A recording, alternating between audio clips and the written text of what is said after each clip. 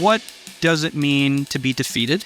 And do you think the condition of the Ummah currently is captured by this idea of defeat? I'm not saying that there's no resistance, but the question is, how is that resistance, how does it circulate? How is it that this question about Muslims need to adapt, why is it that it has such currency? Why does it have currency that we cannot think through Muslimness in any meaningful way? Hello and welcome to Protean View. I'm Riyad Al-Aryan, Editor-in-Chief of Muftah magazine, and I'm joined for this episode by my co-host and managing editor of Muftah, Mohammed Sayyid Bushra. On December the 7th, we spoke with Salman Sayyid, a leading figure in the field of critical Muslim studies and professor of social theory and decolonial thought at the University of Leeds. He's the founding editor of the journal Reorient and author of many works, including A Fundamental Fear, first published in 1997 by Zed Books, and Recalling the Caliphate, which was published in 2014 by Hearst. He's currently working on his forthcoming book, Islamism as Philosophy. We had the occasion to discuss with Professor Sayyid a range of topics, including the Muslim question, the phenomena of Islamophobia and anti-Semitism, the genocide in Palestine, Islamism and the state, and what it means to be defeated, among other things. Professor Sayyid has given many interviews over the last decade, especially on the topic of Islamophobia, but none perhaps as intimately focused on the questions which framed our discussion with him.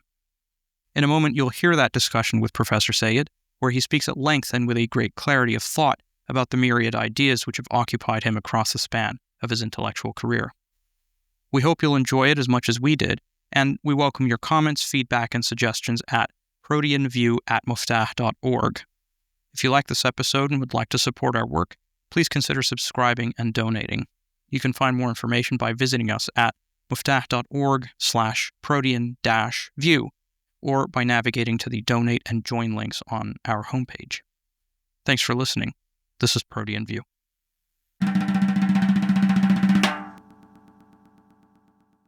Why don't we start with the Muslim question, which is a phrase you use in your book, Recalling the Caliphate. It's been 10 years since you published the book, and it remains relevant and also highly contested. There are still a number of debates surrounding the book, and one of those debates has to do with the term you use, the Muslim question. Can you just sort of walk us through what you mean by the Muslim question? What is the Muslim question, and why you chose to use that phrase in particular?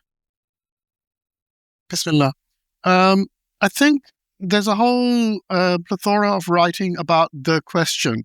There's that famous book by Holly Case about the age of questions, how everything became a question, in a particular, and especially towards the end of the late 19th century. And also there's the work of Anne Norton, who wrote The Muslim Question as well, which is really important in that. So I think what I wanted to capture with the notion of the Muslim question was similar kind of entanglement of various kinds of debates and conversations, which somehow Muslims are starring in without necessarily being aware or being sort of volunteering for that kind of thing. So for example, in relation to debates around cultural homogeneity, in relation to debates around gender rights, or various other forms of the recrafting of the liberal social contract, Muslims are often appearing almost sometimes in counterfactual poses. You had, people, there's the thing about John Rawls talking about basically a Muslim society, which is going to be the non-Western society, etc. There's these passing remarks that you might see in Chantal Mouffe talking about, well, this is where the limit comes in. Now, those were the kind of a high theory level, but even in everyday public discourse, the Muslim became the limit of where liberalism or the liberal kind of established view of the world seemed to be tested, needed to be tested, whether it was around questions of social cohesion, integration, poverty, housing, education, whatever the crisis may have been going on. There was some way that it fitted into this idea of a notion of Muslimness, which was always being queried and contested, in terms that Muslims themselves were not necessarily doing so.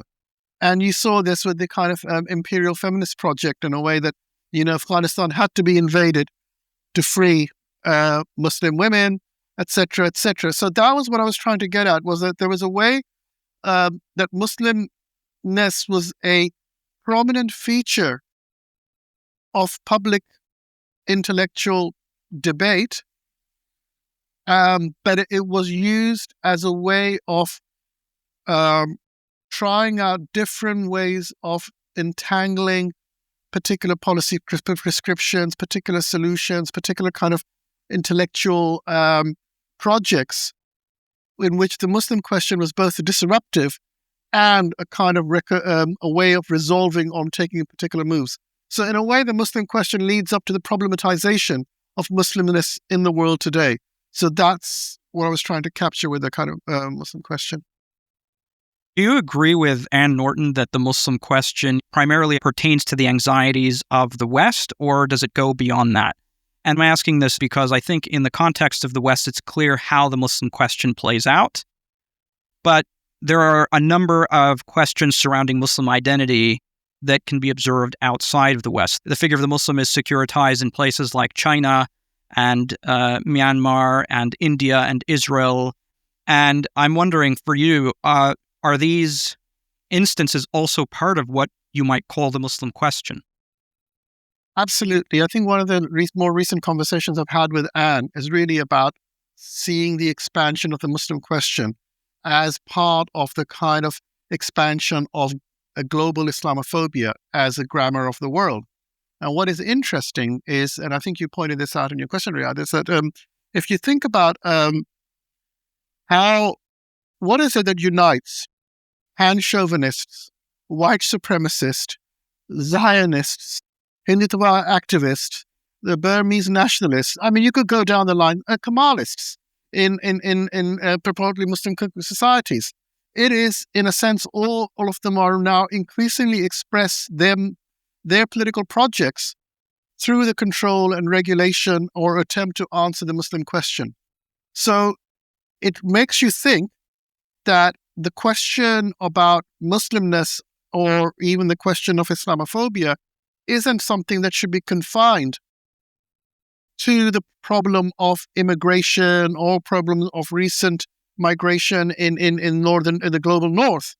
This is actually something which has now become part of the way in which the world itself is being established through the kind of exercise around a sense of almost panic that the Muslim question causes. I mean, to give you a very a simple sort of example, if you were to play a parlor game, a sort of macabre parlor game, where you took statements from Indian security officials from Kashmir, Chinese security officials from East Turkestan, Egyptian security officials from anywhere kind of thing, you took out their names, or the American security officials, etc., the French, etc., Austrians, remove their names, leave only the texts, it would almost become impossible to work out who was the person saying what, because in a way they share that vocabulary, that concern about terrorism, lack of development, the need to regulate,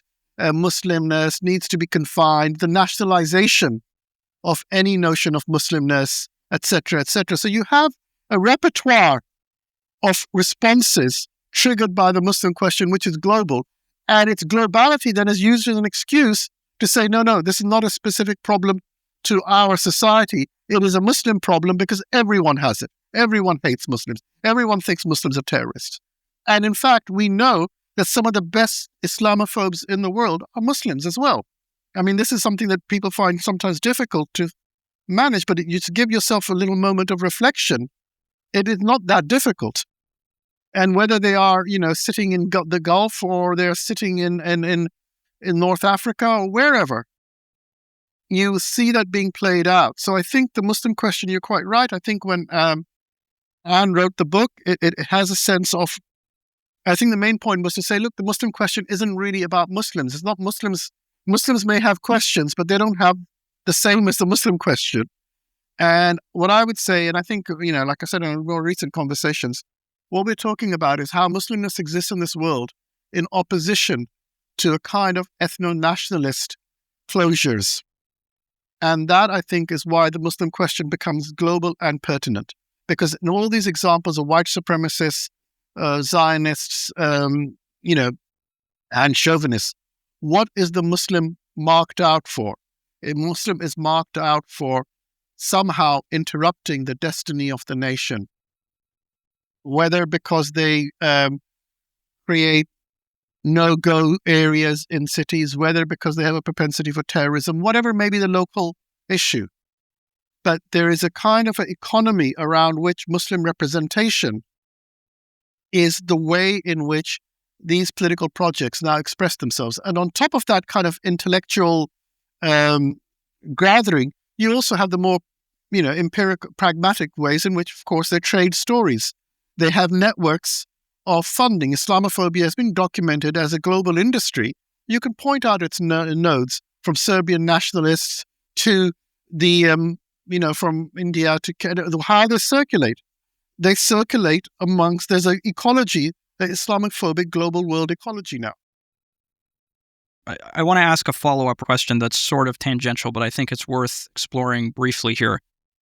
I don't know if you're aware, Professor Sayyid, but there are a number of Muslim activists, Muslim thinkers, mostly in the West, who have a sort of anxiety about framing their own thoughts about the future of Islam and their own concerns about Islam's place in the world within the broader framework of the Muslim question. So, for example, an organization perhaps like Ummatics, which is very much thinking about where is Islam going in the future? How do we think about questions of Muslim unity? A lot of people that are sympathetic to that project, that approach that project with a sense of hope and a sense of optimism for the future, are nonetheless hesitant to think about the formation of an organization like this, like Ummatics, as being a response to what we might call the Muslim question. That is to say, we have our own questions as Muslims. There are Muslims questions, and then there is the Muslim question that just has to do with the West. But in my mind, it seems really difficult to disentangle these two things from each other, especially because organizations like these are forming in the West by Western persons in response to a number of issues, both Western and non-Western. My question here is, why do you suppose there is that sort of anxiety or hesitation on the part of so many Muslim activists and thinkers to observe that connection between what they are doing and what we're talking about here with regard to the Muslim question? And obviously, I don't want to talk about individual motivations because I have no way of knowing, but I think this is what you ask is a really important point. You make an important point here. Firstly, I agree with your mind in this, that in fact, the condition of possibility of something like the Ummatics, which I'm, broadly very sympathetic with, is the Muslim question itself. Because the way that the Muslim question frames itself is not simply it is a global question in a way, and Muslims themselves get caught up in answering it or trying to address it. Now, having said that, I think there is a desire, and a quite correct one, for Muslims to say, well, actually, we cannot be the therapists of you. We don't have to feel, our role is not to make you feel better about yourselves or your future, etc. Now, and I'm completely sympathetic with them, but the problem right now, it seems to me, is this, that there isn't currently a project in which of decolonization of the Islamicate, which can sustain itself across these various theaters and over across particular kind of time. It becomes very kind of instant. So, for example, why is it that Muslims with good intentions get mired in debating whether the correct definition of Islamophobia is the real problem? Right? Rather than say, right, here is a term, it is a term, we'll go with it.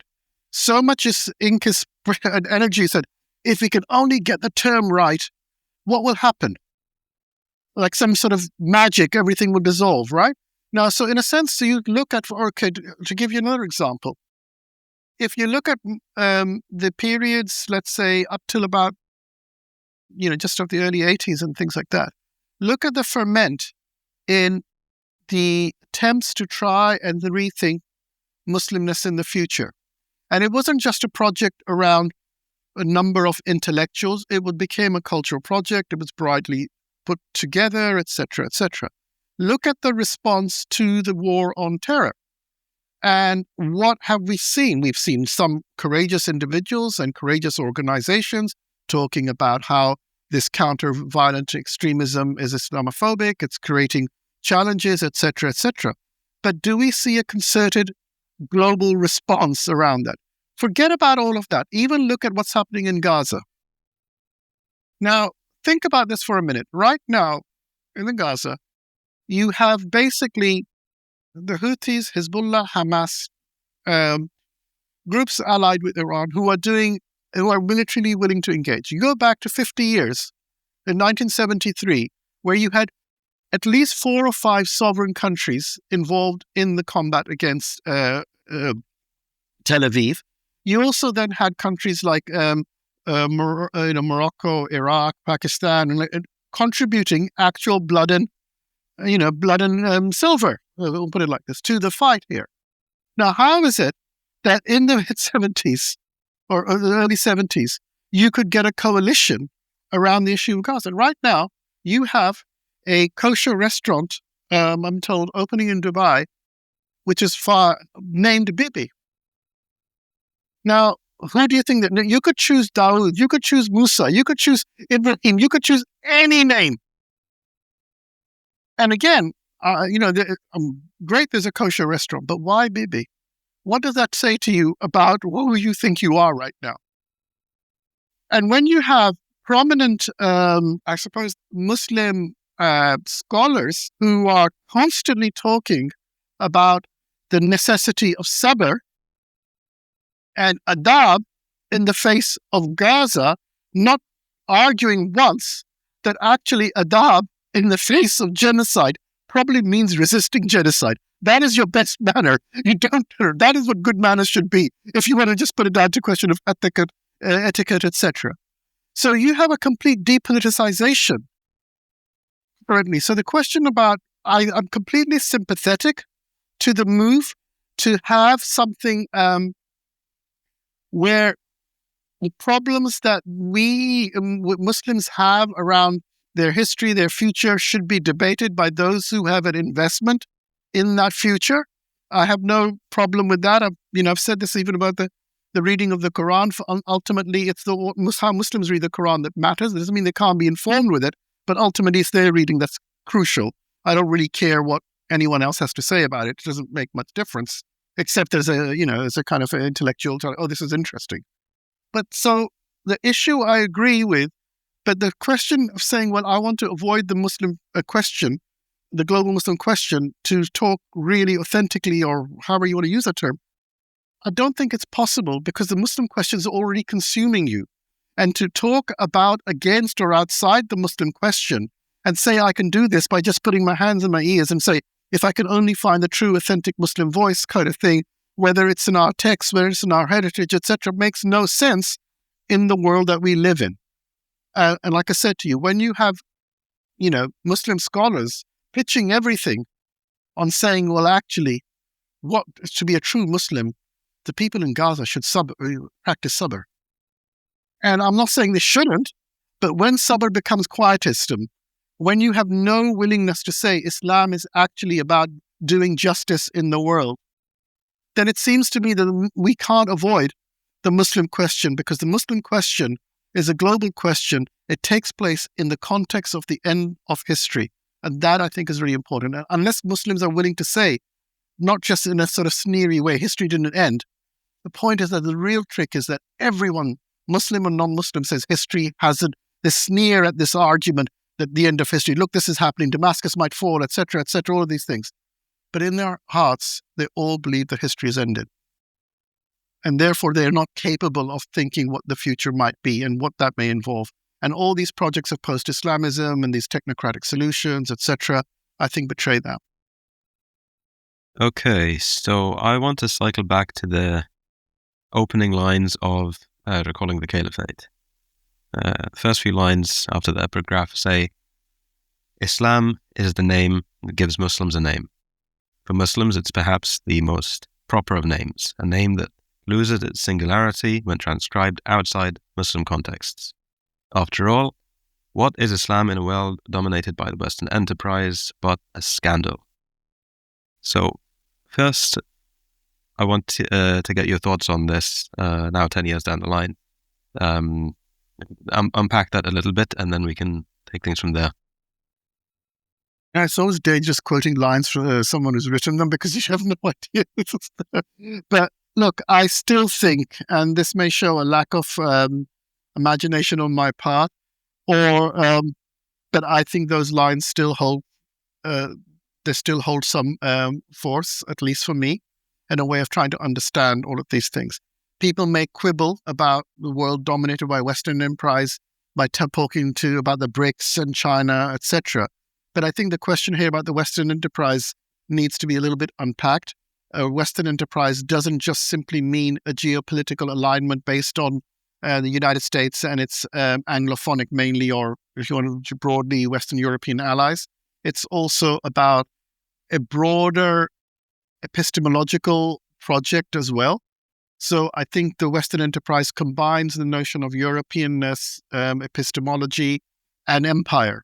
So if you look at the BRICS, for example, as an alternative, and remember there, what is it the BRICS offer differently in terms of the Western enterprise?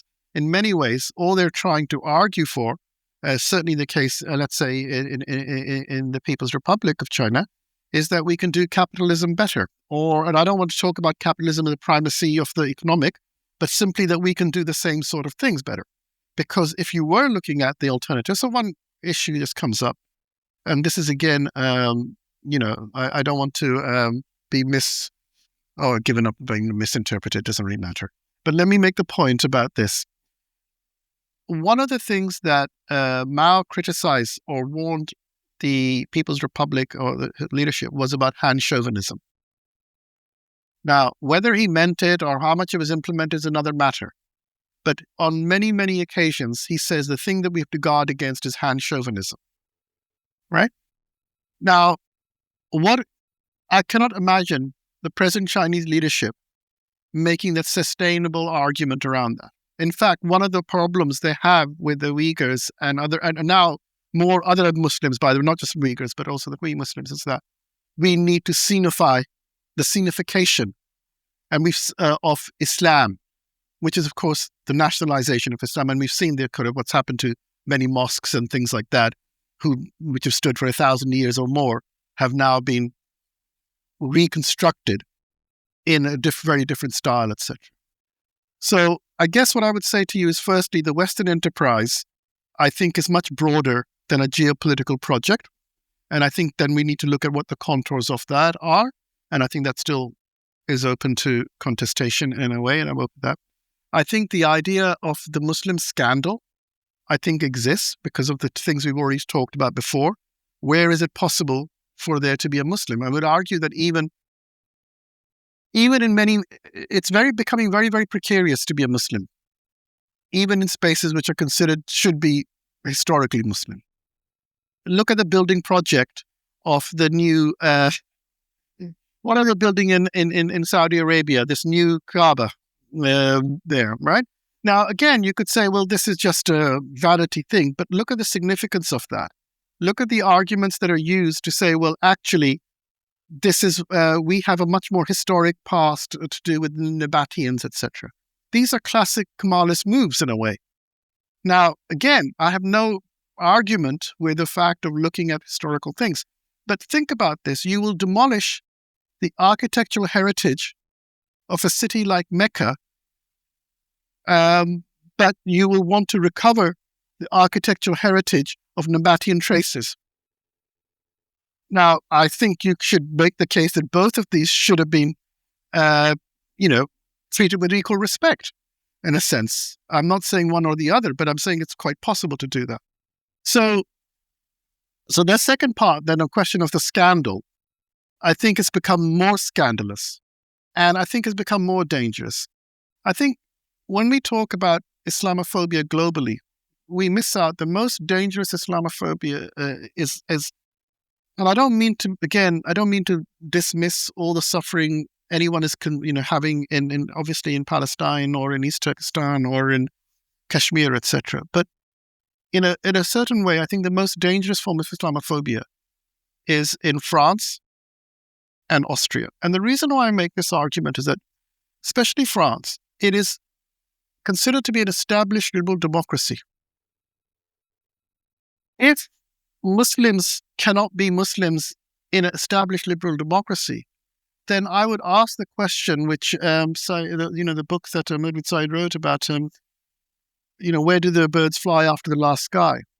If liberal democracies are not safe for Muslims or Muslimness, then where can Muslims go?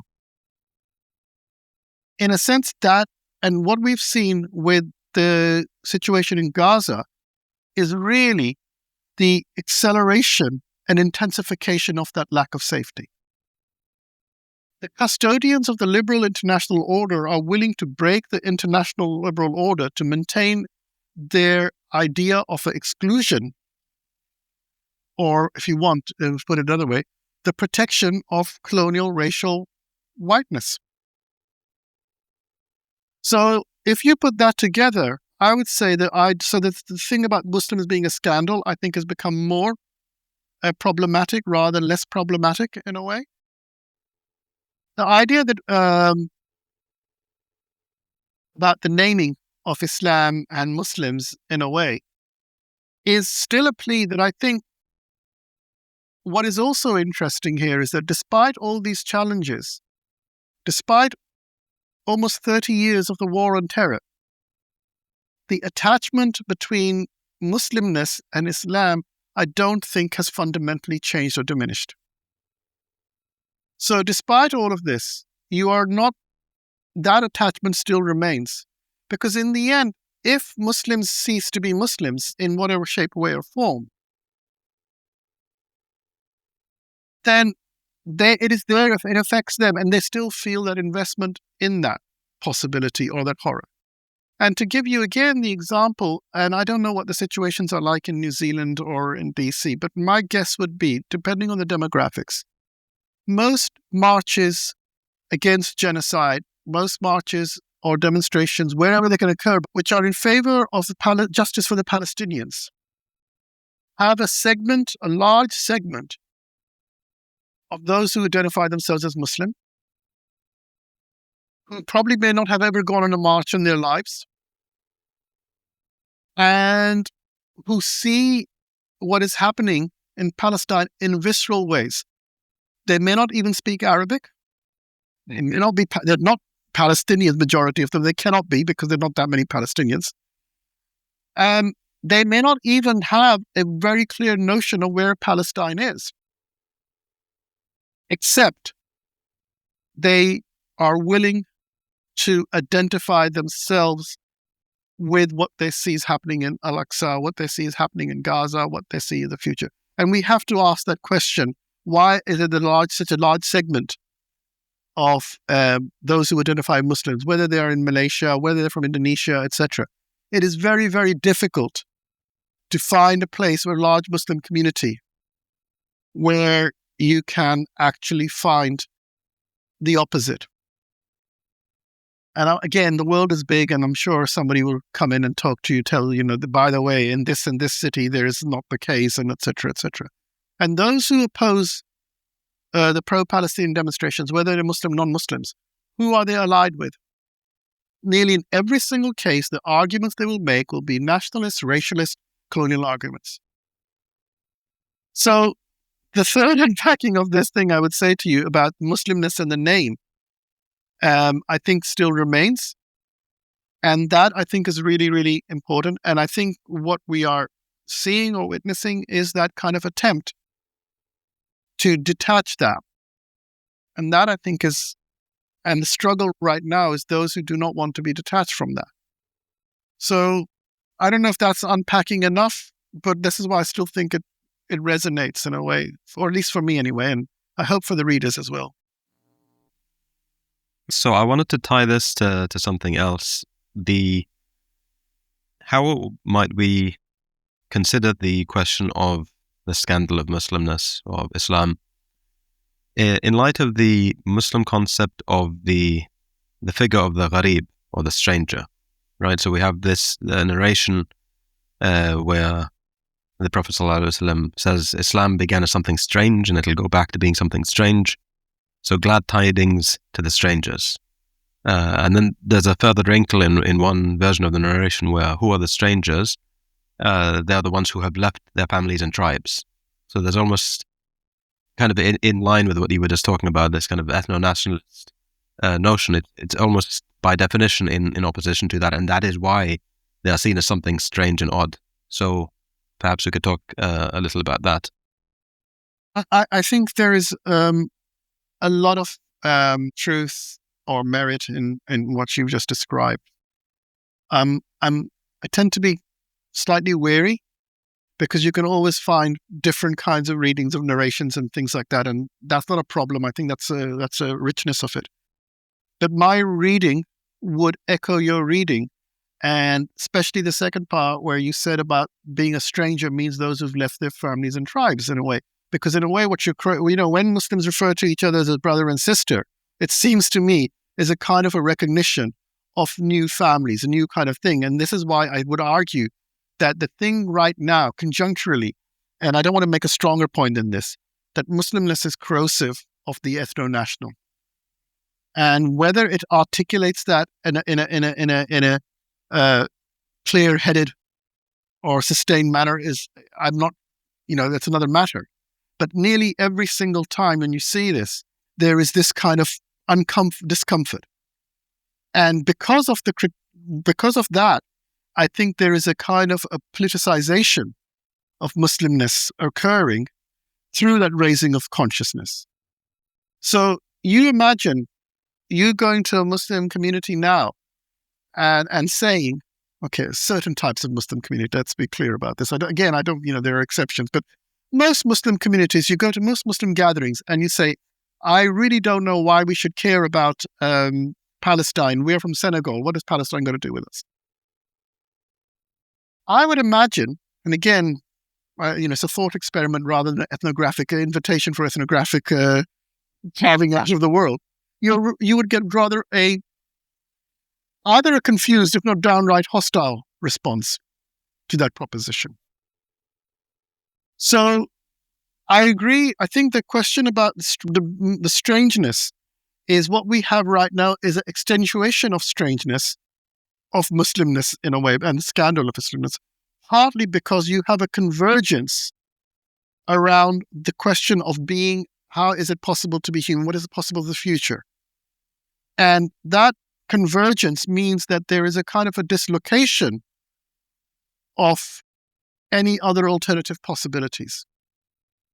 There's the horrendous little phrase used by the French Islamophobes about Islamo-gauchiste kind of thing, and talking about that, and I often wondered, okay, partly it's a kind of reworking, and maybe we'll get to that, Muhammad, of the old anti-Semitic come out of Judo-Bolshevik and now becomes Islamo-leftist or things like that. So again, those who are the great defenders of both anti-Bolshevik and great defenders of Judo don't realize they're trading, or they don't care, they're trading in anti-Semitic tropes, but they just change the, just call Islamofascism. But in both of these things, what you have is a common recognition that the world could be better, or there's worth experimenting with different paths, if you want to put it like that, either with the sort of idea of a kind of a left that may want to think like that, or Islamicist. So I think for those reasons, the question about strangeness and this dislocation, and one of the things I talk about is that, in the book, there is a whole notion of Muslim homelessness. And I think those questions of homelessness have become acute rather than diminished, because right now we are at this cusp that we cannot even organize sustained action in relation to existential threat, not just to and again, I'm not saying this to diminish the suffering of the Palestinian people or the Gaza, and I don't think that's the case. But if you cannot see that this is a threat to more than just the people of Gaza, more than just Palestine itself, and if you cannot see that, then it seems to me that you are heading towards opening up this kind of space and say, well, what is the Muslim response? And it is sharpening the contradictions, to use that kind of Marxist term, which I don't normally use, but just for the heck of it, between the governed, between the rulers and the ruled. If you look at the profile of, let's say, regimes which have accountability compared to the regimes that do not have any accountability to their people, you will notice that there is a distinct, you can work out their flexibility they have on the issue of alignment with Tel Aviv or alignment with Palestine. If Jordan had a public opinion that could be sustained, I do not think they would be acting as the first line of the Iron Dome. It may not be. I'm not being reckless in saying, I understand the power dynamics, but you don't actually have to put yourself in harm's way to defend something which is indefensible. So I hope that sort of addresses some of the question about the strangeness there. There's a question here that's related to what we've been talking about regarding strangeness and dislocation, and I hope you'll give me a moment here because I want to make sure that I'm asking this question correctly. In the opening chapter of your book, you start with a quote from Ibn Khaldun, and the quote has to do with the predilection of defeated peoples to imitate the victor. And some readers of your book have been quick to accept your comments about strangeness and almost proudly purport themselves that, yes, we are strangers in the contemporary moment. That is our condition in the present. But they've either been hesitant or dissatisfied with the suggestion that they are defeated or in a state of defeat, which they see you as suggesting, not only based on the quote that you begin your book with, but with some of the comments that follow it, including, and here I'm roughly approximating, that Ibn Khaldun's statement describes our current condition with great acuity. So there are a number of questions here, but let's just start with the following. What does it mean to be defeated? And do you think the condition of the Ummah currently is captured by this idea of defeat? Are Muslims a defeated people? I think there's two issues here. Even if I was to conclude that they are a defeated people, I see no joy in that. And I think that's the first point that I want to make. I'm not rejoicing in that. I think for me it was an analytical statement that explains a number of things. So what does defeat actually mean, and why do I say? Firstly, we know there's a literature going back at least 100, 150 years, which talks about Muslims being defeated in a way, right? We also have the issue, the literature and the historiography about the colonization of the, what I would call Muslimstan or Islamistan, right? So we know that by the turn of the 20th century, there were only about 3-4 sovereign entities with any meaningful sovereignty that would consider themselves to be Muslim. So so we know that's the Ottoman Turkey, Safavid Iran, Afghanistan, and one or two other little potentates and things. Things like, for example, the Sokoto state was already become a tributary, and all of it. So we have that kind of issue that nearly everywhere on the planet, Muslimness and Muslim regimes were either clients or directly ruled by the European colonial order, colonial racial order, right?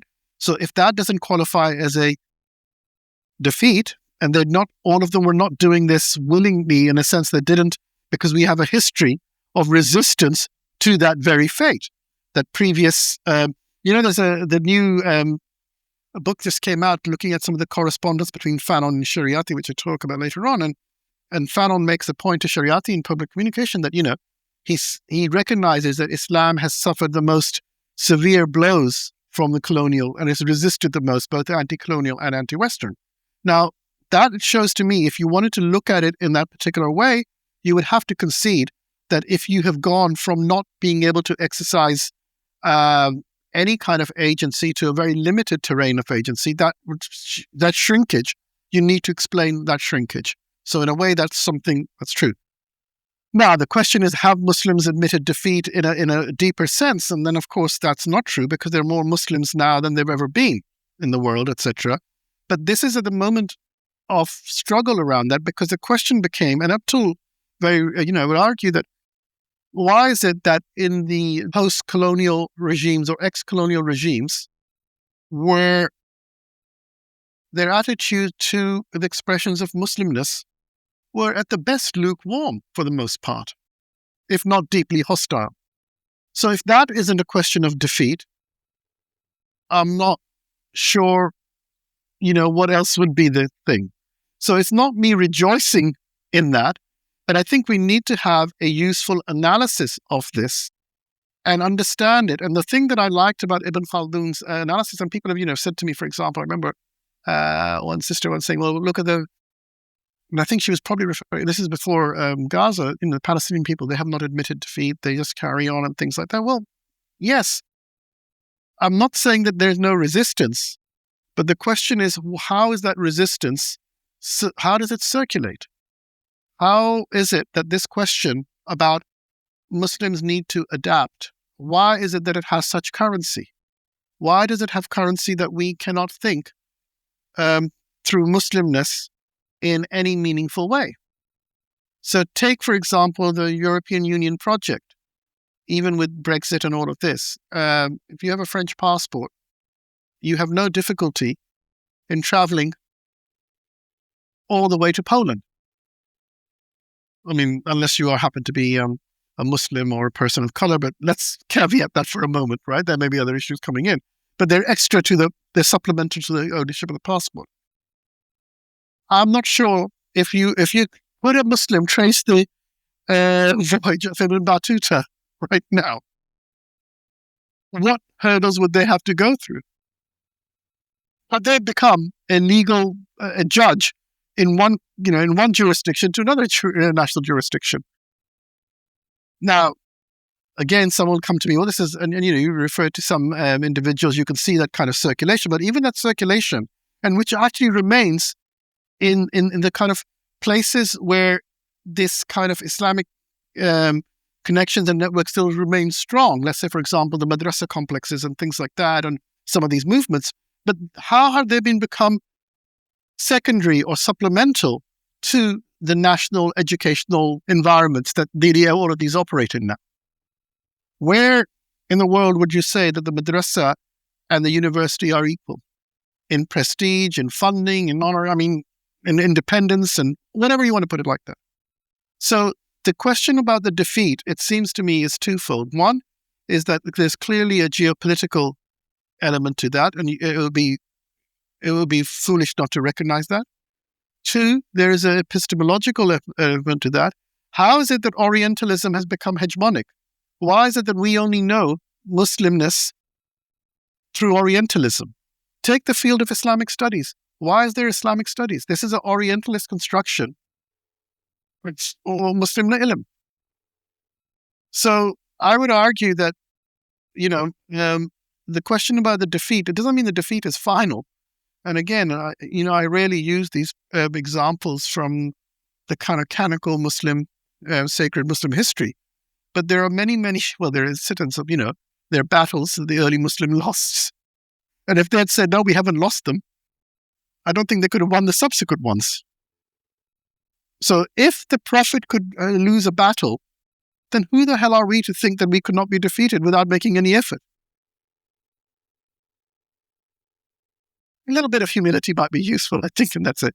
But again, this is not to deny the brave and courageous resistance of many, many people in much more difficult contexts throughout this planet who carry on trying to preserve Muslim. You talk about the enslaved populations kidnapped from West Africa and taken to the Americas, and you find there, how they hold on to the Islamicate in all kinds of ways. You talk about the kind of hidden Qurans that you discover in Andalusia. You find the ways that how Muslims in Burma, in all these places for 50, 70, 60 years have tried to preserve being Muslim in every single environment where they are forced not to be Muslim. So this is not to say this is I think there's a difference between defeat and surrender. So perhaps that's maybe the way to say it. I don't think not all Muslims have surrendered. Some Muslims haven't even started resisting. But I think the question about the defeat, it seems to me, is a reasonable assessment. So in the past, you've defined Islamophobia as the Palestinization of Muslimness. Could you perhaps elaborate a bit more about what you meant by that? Yeah, I think one of the things I've been trying to do with Islamophobia is move it away from, firstly, a concern of the Western Europe and then North Africa to do with immigration, etc. This is one of the ways that it gets locked into as an affair of minorities. That's one of the things that only matters in that way. And I have tried to argue, by the way, not alone, there are colleagues and many people working with this, is to see what is it that the Islamophobes want? What happens if Islamophobia is successful? Now, the normal way they present themselves is that, firstly, they deny there's anything that they're doing which is Islamophobic. But let's let them have that, and let's say, what is it that you actually want? So if you look at the situation, ultimately, what it seems to me is the case, and here I was using Palestinianization from the point of view of not the resistance, because I think Palestinianization also marks resistance, and that I think needs to be captured as well. But the reduction of agency. So the idea is this, that Muslims become disempowered, fragmented, under constant surveillance and punitive actions. That now, the normal argument is that what we want is to get rid of extreme Muslims and only have moderate Muslims. But there is no Muslim moderate enough for that. And the problem here is this, and this is actually, and again, we'll get to this, and I talk about this in Recalling the Caliphate. Hannah Arendt made this distinction between the parvenu Jew and the pariah, and made the point that the parvenu, the one who looked Europe, again, these are problematic terms, but who didn't look like what the conception of a Jew was actually more threatening in many ways, caused more alarm. So, and again, I've illustrated this many times. If you look at in Europe, the two most integrated communities in the last 100 years were Bosnian Muslims and German Jews. Whatever happened to them? So, in a sense, that integration, the rise of integration, actually is also a disempowerment and prevention of ability to resist those kinds of violence that come through it, because it takes away those mechanisms. You can't even organize. When I talk about the Palestinianization, to draw on that, I am trying to talk about that, look, what does actually Palestinianization means? It means a state of permanent war. It's a war on Palestinians rather than a war, in a sense, between two equals. And the idea that you reduce them to the extent that they have no hope and no future. And alhamdulillah, what you see is that refusal to give up on that way. Even now, you cannot but cry when you hear or you look at the testimony of parents who've lost their children and still saying, Allah Akbar, still saying Alhamdulillah, all of that. I mean, that's just incredible kind of thing. But where is the capacity to resist as an organized project? And again, this is because of the isolation of the Palestinians. And the Palestinians, in many ways, are the least isolated of the subjugated projects of Muslimness. This is what people, when you talk about the Kashmiris, which is, or the Uyghurs, or even the Rohingya, these are even more isolated in many ways. So I think that Palestinianization becomes, and it also takes to David Goldberg's thing about racial Palestinianization, which is really about the way in which the racist order, the reoccupation of apartheid works. So that's what I was trying to talk about, Islamophobia, as a kind of Palestinianization, because it includes both the attempt to erase the Palestinian, but also the failure of that erasure that leaves only this kind of constant situation in where you are subject to violence and your capacity to organize resistance becomes more and more diminished because you're fragmented. You're not able to strategize in a sustainable way. You're not able to bring countervailing force to that, not because of your own failings, because of the circumstances do not permit that. So that's what I was trying to point at. There are some who would look at Islam and say, well, you have Islam, you have Judaism, you have Muslimness, you have Jewishness, you have Islamophobia, you have anti-Semitism, you have Islamism, you have Zionism. These are more or less the same things. These are equivalent. I want us to kind of maybe think about what is the same about these things and what is different about these things, because there might be an oversimplified way of thinking these things through. There's more complexity to it, but there's also a tendency among some maybe to be too dismissive or too quick to reject any kind of equivalence. So how would we think about these things? What is the same and what is different about them? I think this is a really important question because I've seen it sort of occurring now in relation to Islamophobia very clearly in two ways. More now, we have the category of racism. Why do we need the category of Islamophobia? Why can't we just say it's racism, right? Now, the problem with all of this is that, firstly, we have concepts and categories to do work for us. We could simply say, why do we have the category of sexism? We could just simply say these are discriminatory practices. But then why do we have the category of discriminatory practices? We could just simply say this is a question of power. So there is no Archimedean point around where you can say this concept rests on this ground. It is actually to do with the work that it does. So you could easily say, and I think this is where I think it's very useful to talk about family resemblances, that there are family resemblances. And I'm quite happy to say that, if you want to talk about anti-Semitism, Islamophobia as belonging to the family of racism, I'm able to do that.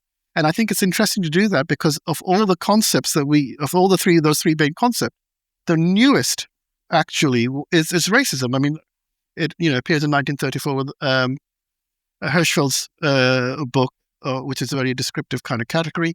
But what is interesting is that racism is then used to describe what the National Socialists are doing in Europe. But in the 1930s, the National Socialists, the Nazis, are not doing anything in Europe that the French are not doing in their empires, the British are not doing in their empires, the Dutch are not doing in their empire. And I'm not even going to get into America. The reason why I mention all three of these, is because they're considered to be, liberal democratic societies for over 100, 200 years at some times, right? So why is it that we need a category called racism when colonialism covered all of those distinctions, all of those, the segregation, the laws against miscegenation, all of that, the kind of paralegal violence, all of that was occurring. So part of that, and this is where people like Cesar and the discourse of colonialism make the point, credibly, that what is distinctive about National Socialism is that it brings what he calls it brings colonialism into the heart of Europe, and that's what makes it problematic and difficult and challenging. So racism emerges in 1934, and you could make Abdul Karim Wakil has done a really interesting kind of work tracing the genealogy of the term Islamophobia and, recovering it around in records of use in 1857, in 1985. I mean, beyond that kind of 1997 or even the more illiterate version, which simply says Islamophobia begins in 9/11 or something like that, right?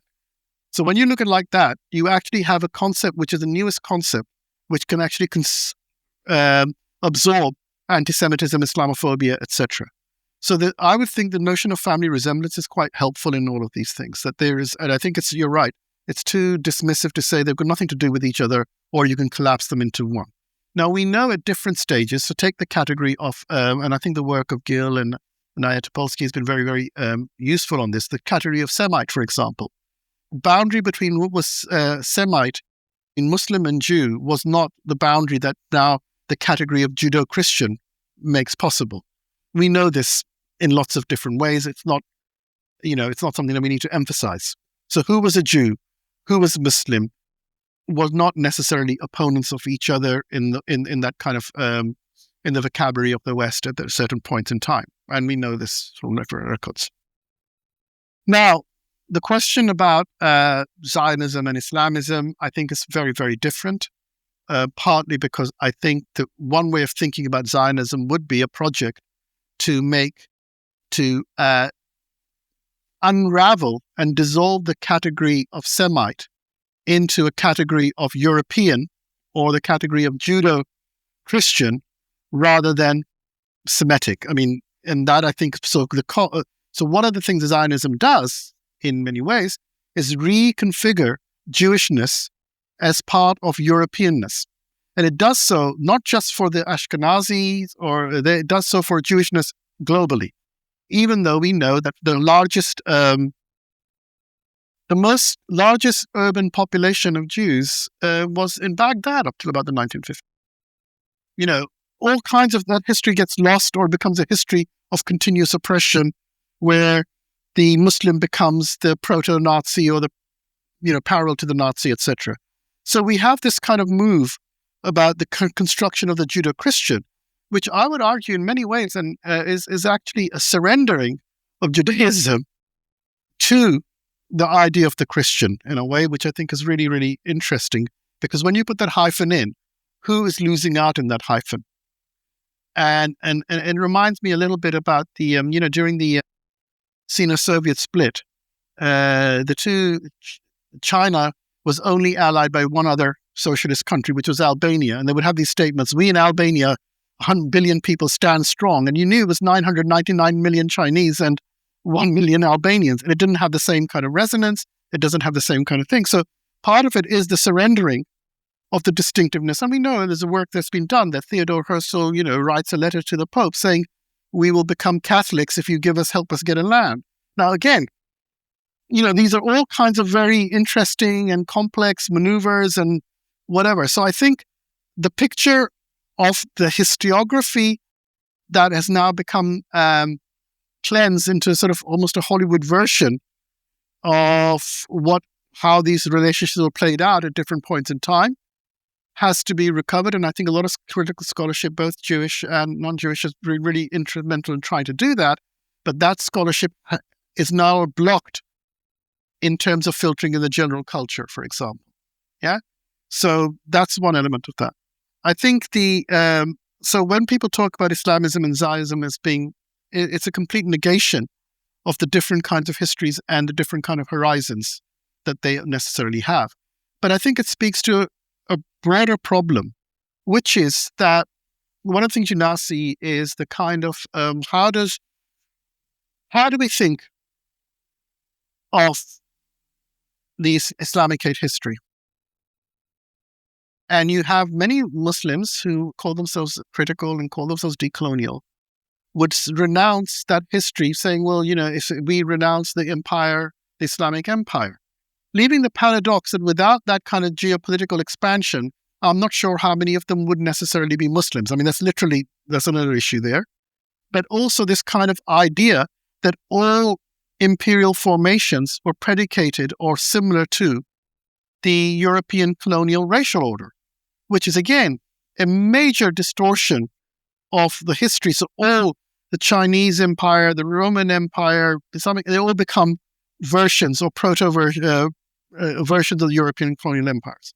And you can see this over the issue around, for example, enslavement. Right-wing commentators always go on, why does people keep going on about the trade, the Atlantic slave trade, and not mention the sub-Saharan enslavement?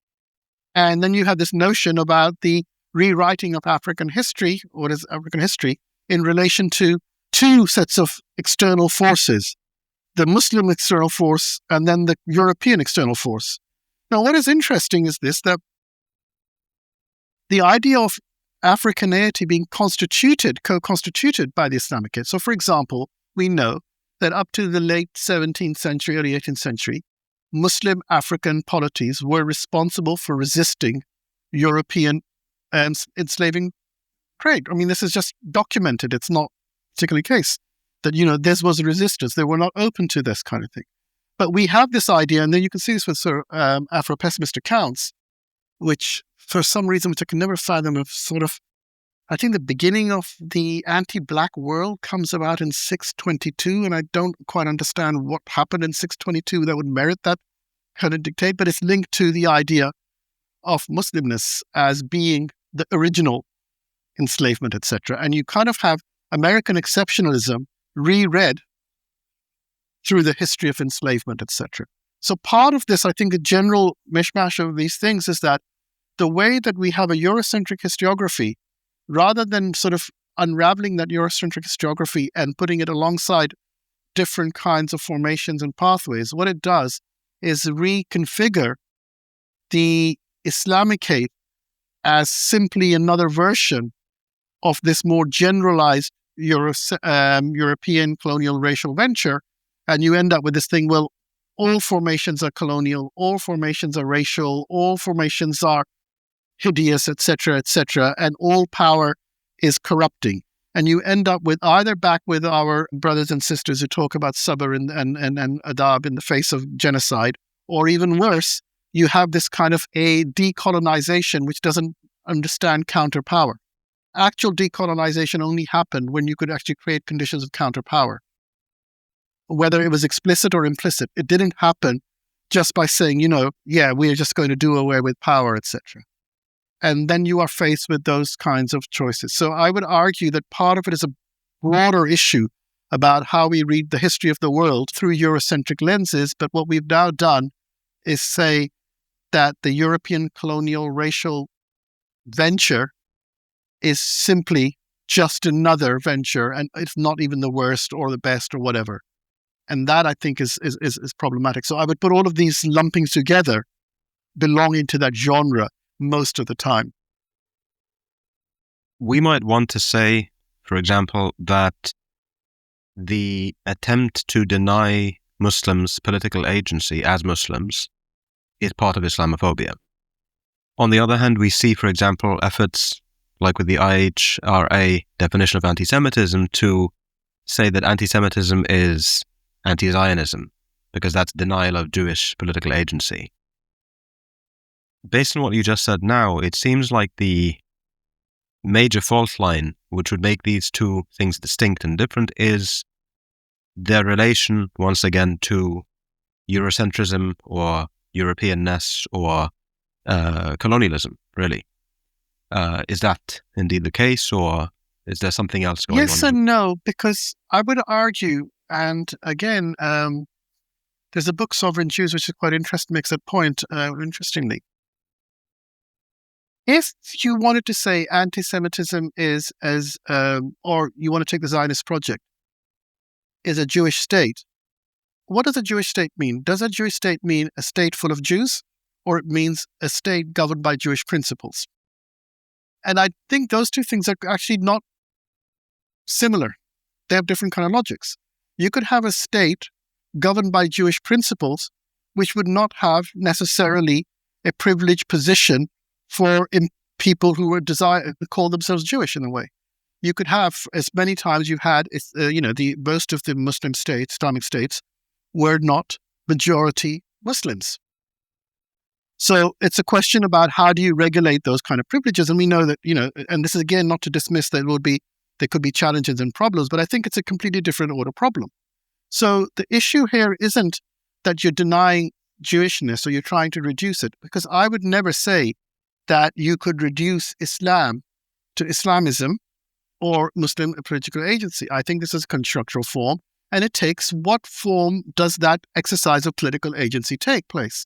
So if the form that the political agency takes is one, let's call it for this brevity, ethno-nationalist one, then I think you're already in a different terrain here.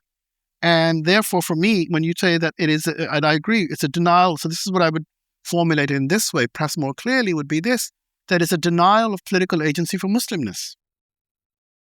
That doesn't mean the same thing as it's a denial, because what that denial is built upon is a reconstruction, a teleological reconstruction of the relationship between Zionism and Jewishness and its particular expression through that Zionist project. And I think there is enough there to argue, well, actually, I have no doubt that anti-Semitism exists. But anti-Semitism existed prior to the Zionist project, and therefore to argue that to link Zionism to anti-Semitism is also kind of in some way a denial of anti-Semitism prior to Zionism. Because if the main dividing line, the main focus is to do with the Zionist enterprise. So the part of the definition you talk, the definition actually is not that problematic. The definition goes something like, I can't remember the exact words, but it's about discriminatory practices against Jews as Jews or something like that. The problem that what you're quoting is the examples. And the examples that say anything like questioning the state, calling Tel Aviv a racist enterprise is anti-Semitic. Now, my argument is this, that it could be anti-Semitic, but it cannot be anti-Semitic axiomatically. It would have to be demonstrated that it is being anti-Semitic. And you would now confront all these, what would have been called, the European right wing, the white right wing, which used to be totally anti-Semitic, are still anti-Semitic, but now pro-Zionist. You figure. As take someone like the Prime Minister of Hungary. Look at his campaign against George Soros and don't tell me that has not got every single anti-Semitic trope going. And then who is he embrace? He actually says, we will embrace Netanyahu even if he is indicted for war crimes. So we are living in a strange world. Or take someone, Andrei Breivik. The fantasies of being a crusader, defender of Israel, and fully Islamophobic. Now, you can't have this sort of situation where, neo-Nazis right all the way who had no hesitation in being anti-Semitic. Doesn't it make you question what has happened if they become in favor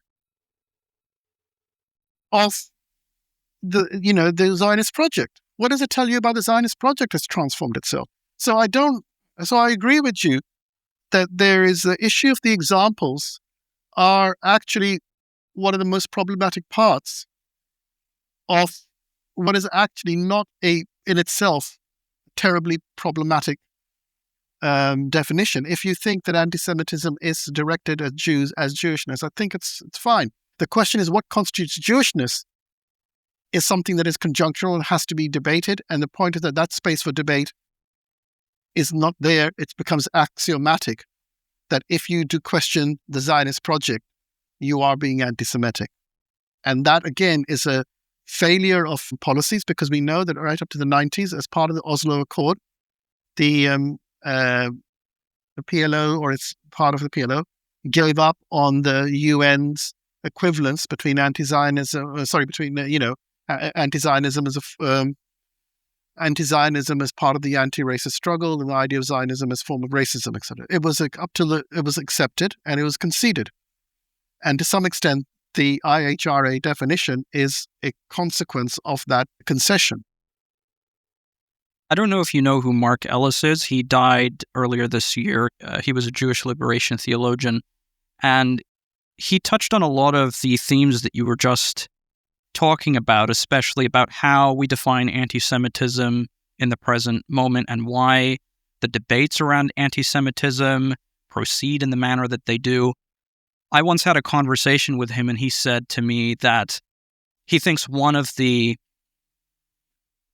questions, or one of the issues that he thinks a lot of people don't recognize with regard to the anti-Semitism debate is that at the core of that debate is what he called a civil war among Jews about the future of Jewish identity.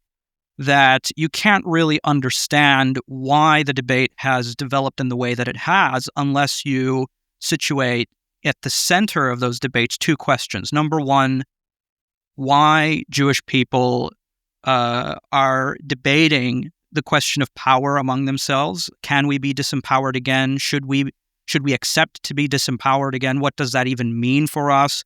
And how are we going to sort of solidify our identity or speak our identity into the future? To what extent does the idea of the state center into our understandings of our identities as Jews. And then he says the anti-Semitism thing is just a sort of almost peripheral extension of that debate. I'm wondering whether you could briefly comment on that. Do you agree with that assessment, or is yours perhaps different? I mean, I know Mark Ellis only vicariously through Santiago Slobodowski. I think was quite close to him, and I know he died in September or October, something quite recently, something like that. And I would in general agree with your rendition of what he just said in terms of, I think, the real key issue here. And I think one of the things we could try and imagine this kind of thing is this, that we could have, did the Zionist project have to be a colonial racial project?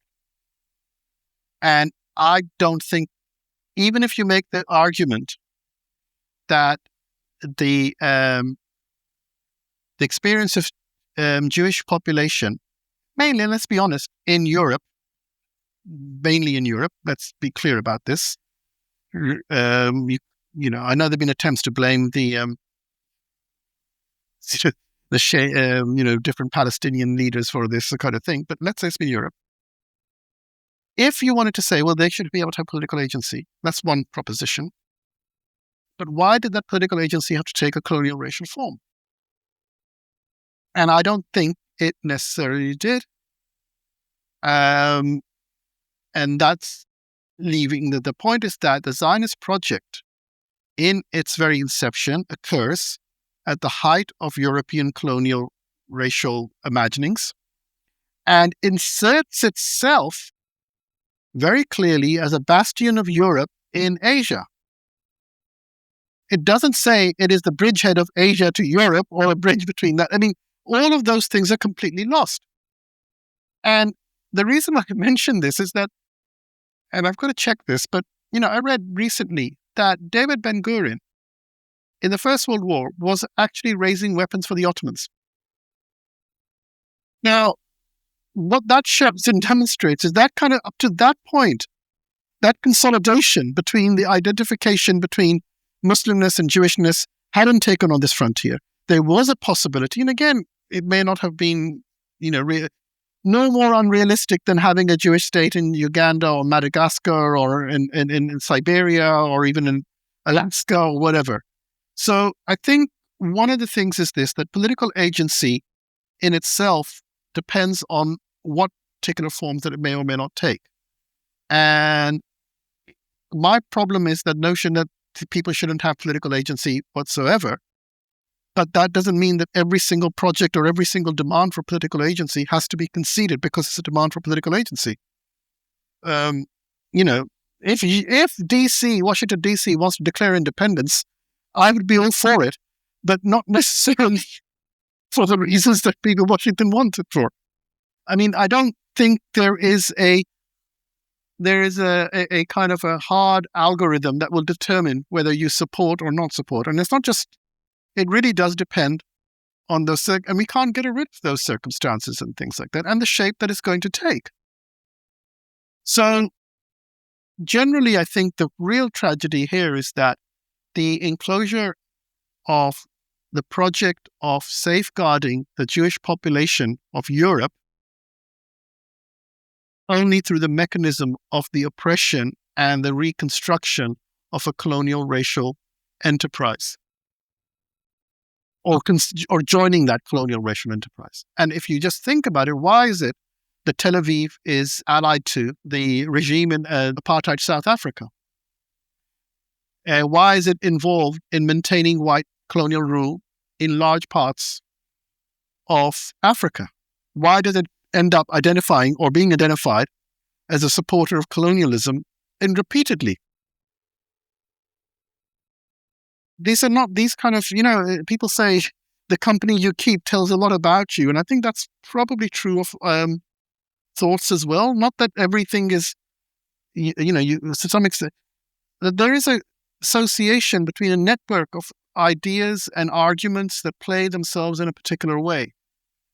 And I think that's the real challenge here. So when you talk about Islamophobia and you talk about where Islamophobia is now, and you talk about where Zionism is now, I don't think at this moment in time you're going to find many ex-Nazis or actual Nazis embracing Muslimness without letting go of their Nazism or their Nazi sympathies. It's, there have been cases where people have been, very, very Islamophobic, pro-Nazi, right-wing parties, and then they have sort of said, no, I've seen Islam, etc. Now, you get refugees from modernity, so I don't want to get into that kind of compliment, individuals. But as a general rule, I think that stands. In January the 6th, there were a number of flags by the, I'm sure they'll be rewritten into history as a moment of liberation and things like that. But let's just imagine what it was now, or we still can in some ways. So, of course, you would have the Confederate flag. Well, why not? Right? But then you have the Tel Aviv's flag, which is interesting. You then have the Iranian Shah's flag. You don't have the Palestinian flag. The demonstrations that overthrew Hasina's regime in Bangladesh, they had the Bangladeshi flag and they had Palestinian flags. Now, when you go to these demonstrations, you'll see the flag of India, along with the flag of Iran, the Shah's Iran, and Tel Aviv's flag, and the good old stars and bars. I mean, of course, the American flag as well. Now, doesn't that vexillological clustering tell us something? Now, it would become problematic if the Caliphate flag started appearing in those kind of demonstrations, or the Palestinian flag started appearing. Then I think we would have to say, oh, that's interesting. Why is that happening? Having said this, I was at a Palestinian demonstration recently where there's a solitary Turkish protester who was flying the Turkish flag in the demonstration against the Palestinian. And the thing is that, so all these other kind of right-wing, shouting all this abuse, and he's sort of standing with them, but slightly aside from them, just he's not sure when they're going to turn up on at any moment. And I said, brother, you need therapy. But I can see what we would call white Turks or white Iranians completely aligned with that project. And in fact, we saw in the election campaign in Turkey, where we had many of the opposition to Erdogan saying, basically using a pretty racist discourse about all sorts of things, including, Syrians, Afghanis, Pakistanis, Arabs in general. We are European, and etc. So, things that you haven't heard, I haven't heard thankfully for about 20 years now, in the mainstream European kind of thing. So that is all possible. This is a good segue into the next question about the idea of internationalism and what it means in an Islamic context. Does it genuinely exist, or is every movement that's trying to operate transnationally basically just controlled by some kind of state project? I think it's a really complex question, but I think it turns upon two things that we don't talk about. So one of the things whenever you talk about the umatic is there'll be someone who mistakes intelligence for cynicism and will say something like, well, how can there be anything umatic when you look at all the Muslims fighting each other forevermore, kind of thing, right? And then you might be a sort of person who might say, look, between 1871 to 1945, Germany and France went to war 3 times, 3 major campaigns. They occupied each other's territories, including their capitals for the time being. They killed perhaps over 1 million people responsible for that. And then after, I think a couple of years after 1945, they signed the Treaty of Rome, which became the bedrock, and still is the bedrock, of the European Union.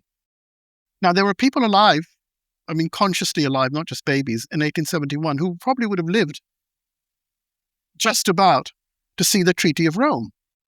So, firstly, I think that needs to be put into context that, all of this, why is it that the conflicts that exist among Muslims are considered to be far more existential or long enduring than the conflict between, let's say, France and Germany? Don't even get me started on France and Britain, for example. The 100 Years' War was called a reason for 100 years. There's a clue in the name kind of thing. But then you compare, for example, up to the Saddam's invasion of Iraq, there wasn't any major inter-Muslim military campaign for a sustained period. There's a kind of skirmishes and things like that from 1945 onwards. That's quite a major breakthrough, and it needs to be explained. So one of the things about the internationalist movements is this, that I'm not sure how many of them are genuinely or sustainably international in that way. Partly is because to operate as a political project, you are often confronted with a national framing.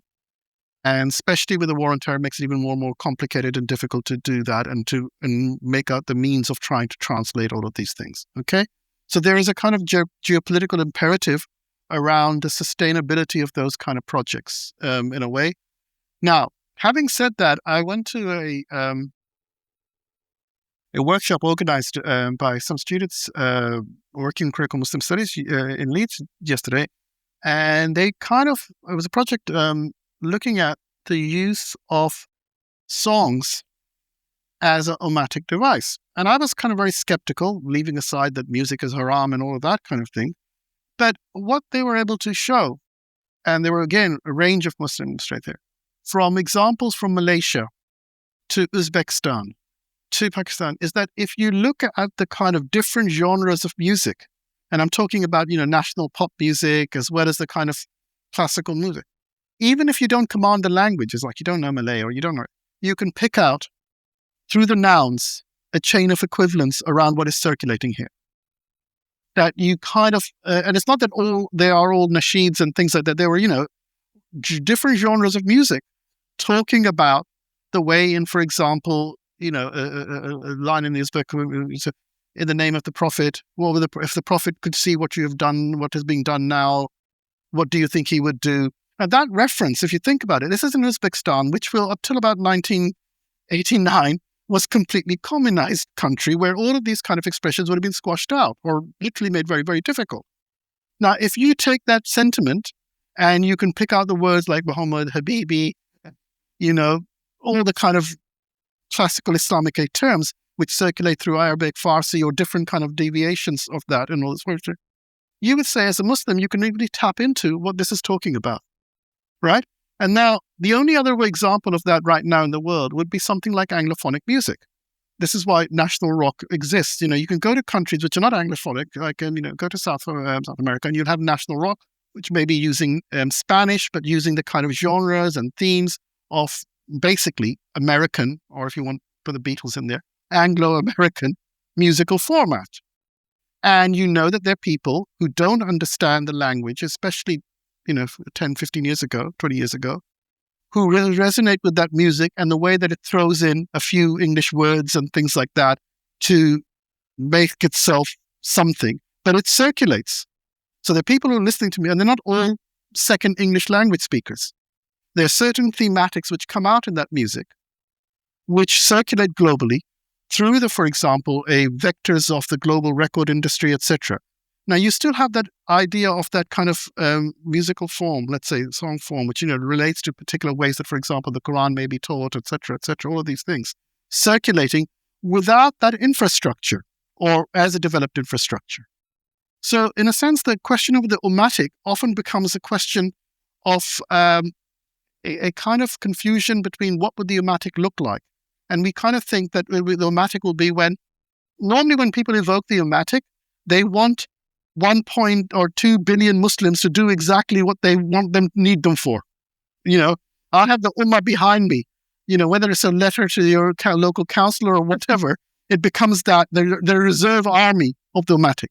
How much investment is there, sustained investment, in articulating the ummatic?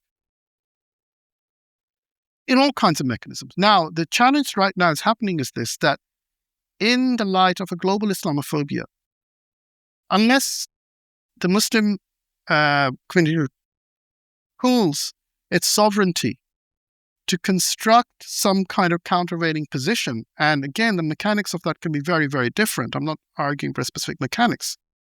It exposes itself to this kind of elimination or weakening one by one in these sort of small ways that to go through that. If you think about it, the war on terror has seen the devastation focused upon many, many Muslim entities and states. Sudan has been broken up.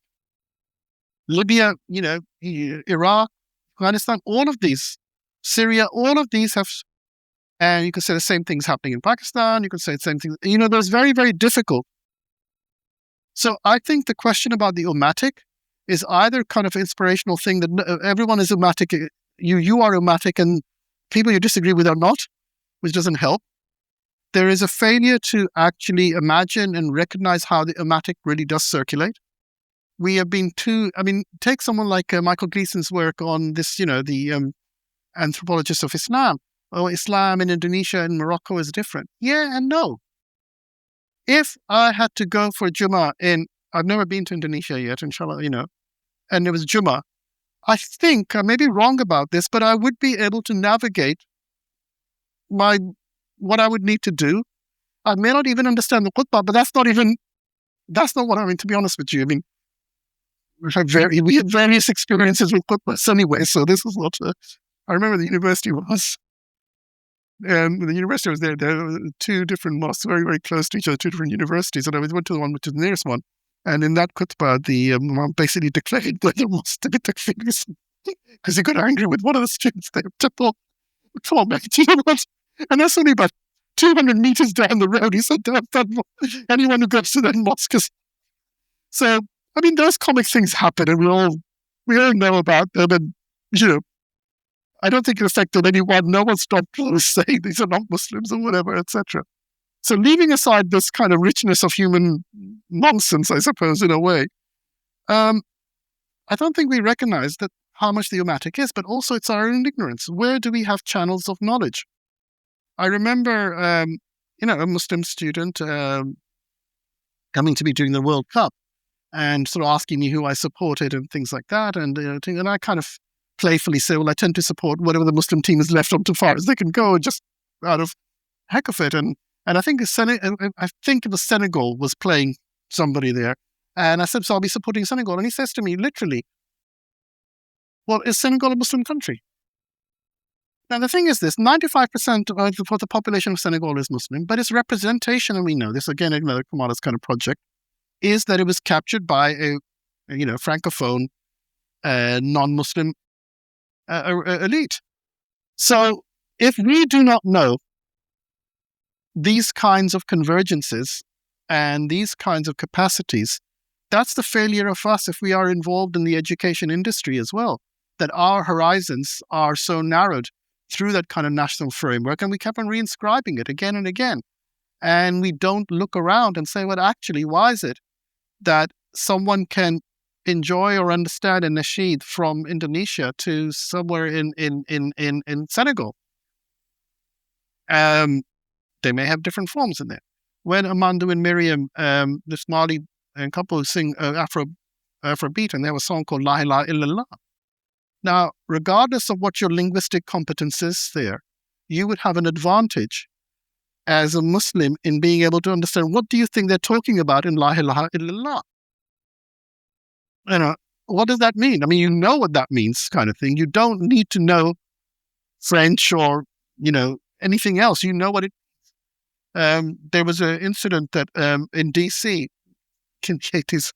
I think you can still find a record. Nusrat Fateh Ali did a concert there, and there's this white woman trying to describe what Nusrat Fateh Ali is. And it's just worth listening to her struggling with trying to understand Qawwali as a musical form, which talks about drinking and talks about love and things like that, and straining to try and explain how that probably isn't the same thing as, she loves you, yeah, yeah, yeah, kind of thing, the Beatles and things like that. There's a different kind of thing that could go on there. And I think the height of it was something that she just said, it talks, they will be talking about the Prophet Muhammad. And I'm not sure she said the Prophet, but anyway, and his friend Ali. Now, I've never been in Muslim circles where Ali has been described. Yes, I know, but there's a way that seems something, there's some incongruous expressions. It's the other incident of incongruous expressions, what still sticks with me is I'm conscious of time, but I think it's worth putting it together. It's many years ago, I met a PhD sister finishing a PhD, and she had that phenomenon of being one of the only Muslims in the village kind of thing, the only Muslims in the department, etc., etc. And she had done basically an ethnographic study, was looking at Muslim women, and she'd interviewed, I can't remember, 50 Muslim women from different walks of life, etc., etc. classic kind of ethnography, etc. And I just asked her out of curiosity, what's your thesis called? And she said, Daughters of Allah. And I said to her, exactly what Muhammad's expression is right now. I said, well, did anyone of your sample use the expressions of Daughters of Allah? She said, no. I said, well, did you come across any reading? She said, no. I said, well, how did you come to the title? She said, my supervisor suggested it to me, who was not Muslim, not fluent there. And she didn't feel that she had the confidence or the support to contest that because she felt it as anomalous. But you know what it's like? That you may feel things are anomalous, but unless you're in connection with others, you don't realize that you're not the crazy one. This is why racism is a learned thing. Often the first experience people have of racism is that they don't know what's going on. They try to find individual explanations until they tap into a community which has had experiences or discourses of what this is what racism is. And then suddenly it all becomes clear. That's why the Me Too movement took off, that all of these solitary experiences that women were having, they didn't realize actually it's a systemic thing and it's not you. So when you could have a PhD thesis based on the ethnographic study interviews of 50 Muslim women called the Daughters of Allah, when they're not one of them ever said that, and again, it's a very big world, maybe there's someone who would do that, but it just doesn't seem right. It's a bit like in the Algerian Civil War, the recent one there, that some of these armed resistance groups, which turns out later were penetrated by French intelligence, were supposed to be wearing these bandanas with saying, Sons of Allah. I mean, okay, if you are a real hardcore Muslim, how far do you have to travel for days just say, Son of Allah? I mean, I'm not saying it's impossible, but it's a straining something. Someone would have to say to you, mate, you want to be really hardcore Muslim, but is this the best way? I think that. So I think with all of these kinds of questions about the Umatic is partly to do with the fact that our imaginations still remain within the kind of ethno-nationalist framing. We are still being overshadowed and contesting the Kemalist project, and we don't have analytical tools to really do that in a sustained way. So when we try, our Muslim keeps running up to these Kemalist walls, and we fall upon ourselves and despair that the Ummah is not doing enough. And I would say, Arsenal, what the Ummah can do for you, what can you do for the Ummah? I have just one more question, and then I think Muhammad has a question in closing. I probably should have raised this earlier when we were talking about the idea of community and belonging and where else do Muslims have to go. A lot of our discourses as Muslims today still revolve around binaries that sort of became reified in the 20th century between the West and the non-West, the secular and the religious, and so on. And in many ways, those binaries are helpful analytic constructions. They help us think through a number of critical issues and problems. But I'm wondering in what sense they might also present a limit to our thinking. One of the challenges in my view, and I'd be curious to know how you feel about this, is that there's a kind of porousness in our world today between these categories that sometimes makes them difficult to maintain, difficult to sustain. And I see that sometimes in the responses or articulations of people who say, well, I think our time here in the West as Muslims is coming to an end. Better start thinking about going and getting another passport in the non-West, as though there aren't a number of issues and complications with that framing to begin with. So I'm wondering if you could just briefly address that. Briefly, I'll make one general point and then I'll make the specific point. Briefly, I think a lot of this question about the binaries sometimes is really trying to get rid of the primary binary in a way, which is between the distinction that determines what is political, which is the friend and enemy distinction, which I think it still for me carries a lot of analytical and explanatory weight. And so I think that's one of this kind of liberal reoccupation of the political and in the process depoliticizing it. Because in many ways you could argue that kind of porousness probably existed far, and you're right that it existed in many different places and configurations, et cetera, but now we're in this situation there. I think the question about the West is really, really interesting because and this is where I think some of the kind of decolonizing the curriculum projects become really, really difficult because you say, right, let's go to a non-Western university. I don't think a non-Western university exists on this planet anymore. So when you say, let's go outside the West, my argument would be that you would have to create that outside before you could go to it. So by all means, hijrah to the Medina, but the Medina has to be created. The Medina now isn't outside the West. Now, and you can take this as frivolously as you need, or you can take it very profoundly seriously. And I'm not saying that they're not attempts, or they're not differences, or they're not variations and things like that. But I think it's a myth, but I can understand it. Like, one of my colleagues, Author Najib, is talking about the kind of French Muslim immigration away from France to places like Quebec, or God forbid, but also Abu Dhabi. But I mean, that's another story. But, this idea that there cannot be Muslims in France anymore, or they don't want to bring their families up there. So I think it's a real problem. I think the challenge is this, that it is too soon to talk about the idea of a hijrah, not outside the West, without actually doing anything to build something that could be outside the West. And you will not build an outside the West simply by either through Orientalism of one kind or another, and part of that Orientalism would be the recovery of a deep past, which I don't think it's simpler than that. I think it's a question about building a future horizon, and that is a task, ultimately, like I would say to you, is a task of building a collective will to build that task.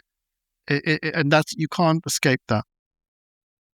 I mean, I have a number of other questions running in my head, but we'll have to save those for another conversation, inshallah, in the future. But Muhammad, do you have a question in closing? Islamism as philosophy. We know that you've been working on this book, and inshallah, it's close to publication. So first, when can we expect to see it, and can you tell us a little bit about it?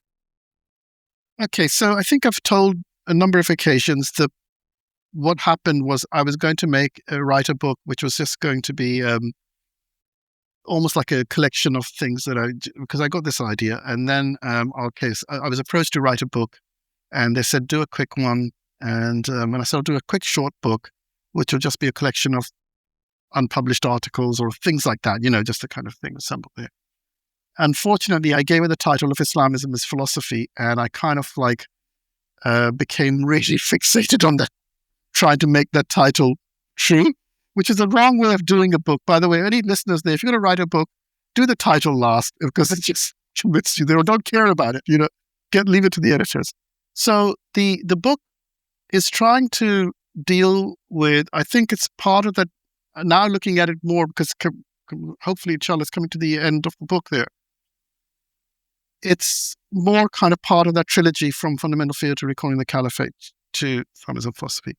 Part of the joy of the book for me is the provocative nature of the title itself, because I know this will be a book that will not be read by people who are interested in philosophy, and it will be disappointing people who are going to look for an ethnographic or a kind of detailed study of Hamas or Hezbollah or the Houthis or whoever the groups may be and things like that, which has always been the case with a lot of my work there. So I think the project with Islamism as a philosophy is two things. One, it's a consolidation of what I've become more certain about critical Muslim studies, and seeing what that adds value. And again, I'm interested in critical Muslim studies not as a kind of a convenience to do critical race theory, but with Muslims this time. I don't think that makes much sense. I'm not interested in that, and that's not to devalue the critical race project itself. So I think for me the issue is, so that's the main thing, is driver of that. So here's the argument, which is in a nutshell, is this. If you look at the early kind of, the kind of most concentrated and cogent anti-colonial variations of, let's call it Islamism, if you're just talking about the sort of, the Madudi, Shariati, Khomeini, Sayyid Qutb, etc.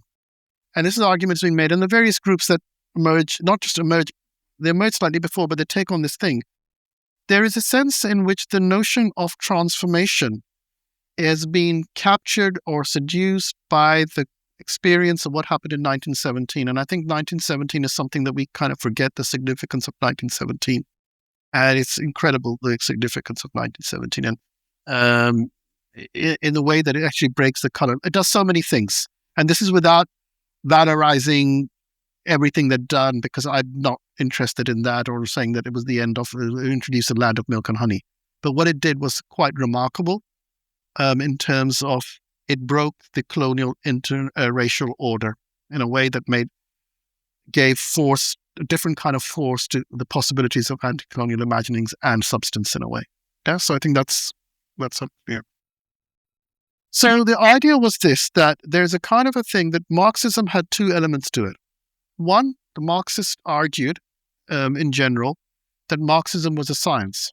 And what they meant, that this is an analytical tool, and it will be able to diagnose the illness of society.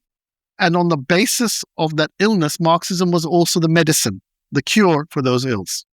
Now, in a way, one was a kind of an intellectual, theoretical effort, and the other was a more of an activist element, if you put it like that. But, Lenin in State and Revolution makes a statement that, there is no revolutionary movement without revolutionary theory.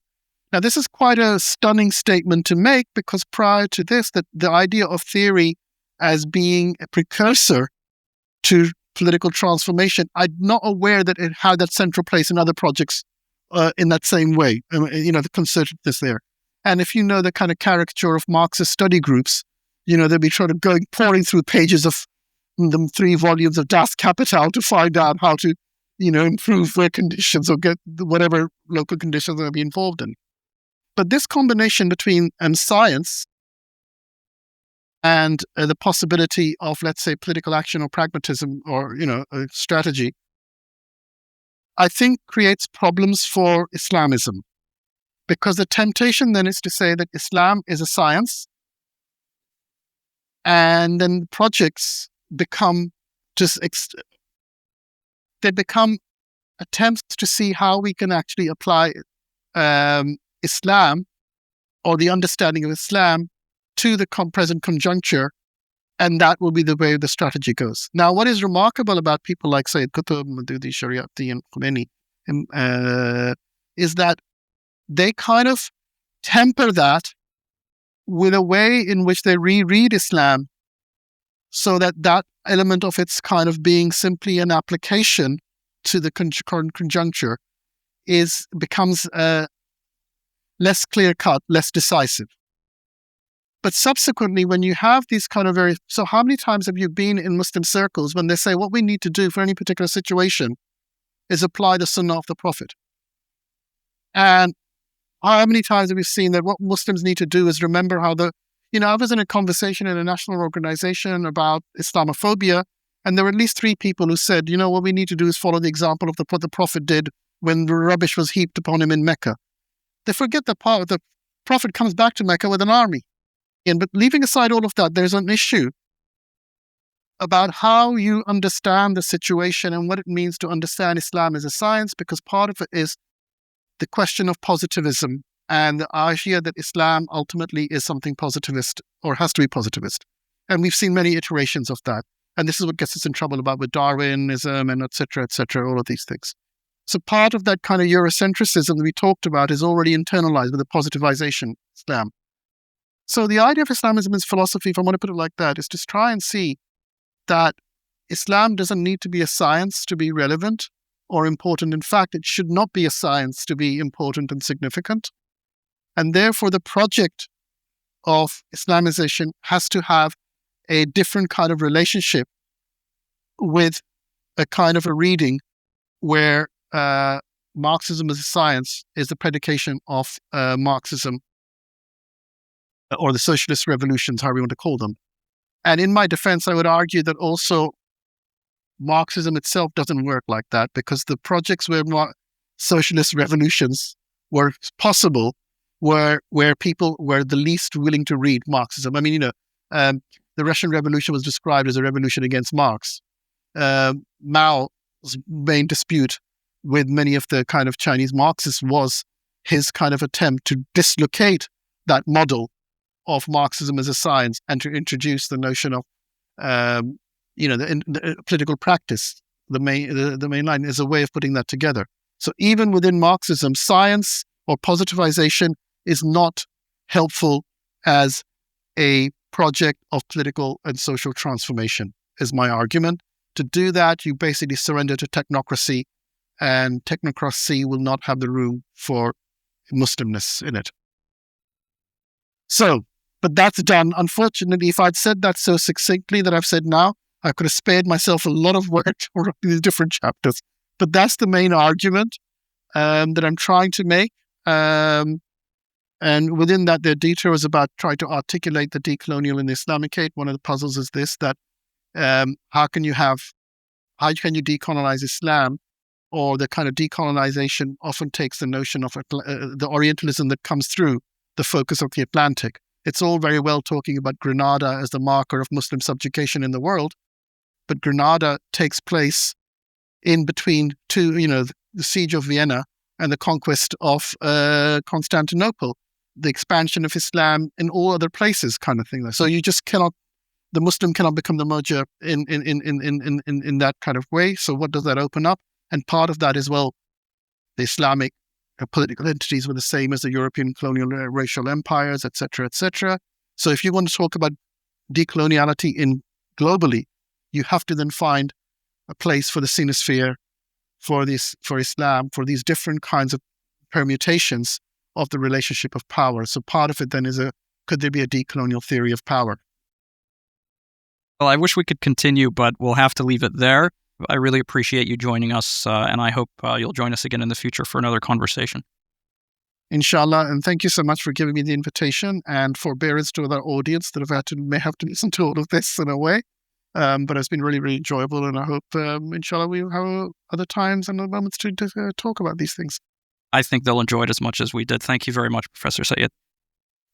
To our listeners, thank you for joining us. Please do share your feedback and recommendations, and do support the podcast. With your support, we can keep this podcast running and gradually improve it.